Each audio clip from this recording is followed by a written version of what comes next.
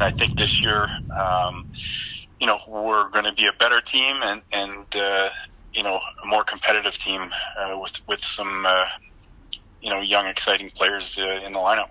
Yeah, obviously he earned that right to be granted the exceptional status, and if we were going to, hopefully we don't pick first,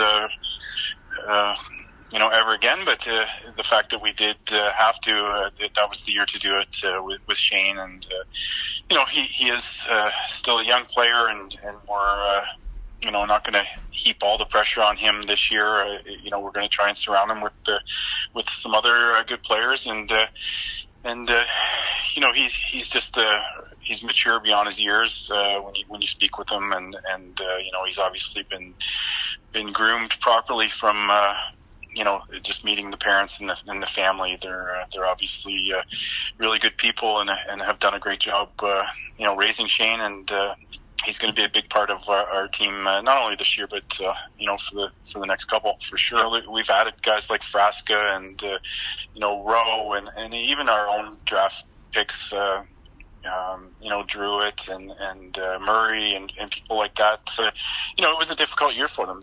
They were just too young to compete, and but through that, they've learned a lot of lessons, and we hope that those lessons and the pain that they had to feel last year is going to, it kind of bonds a group together. It's not fun to go through, but it's certainly part of the process, to build and kind of, form a family. So, as a 16-year-old defenseman, it's difficult no matter how talented you are, and Jake was put in a lot of unfair situations last year, and never complained, never just went back out shift after shift, and again he's going to be able to use those experiences to help him move forward here this year, and take a leadership role.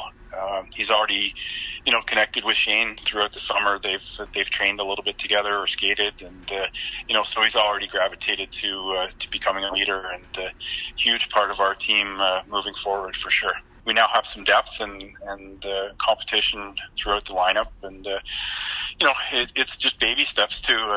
The expectations are that we're going to be better than last year. How much better? That's going to depend on how many guys we can get to overachieve and reach their goals. So it's a process.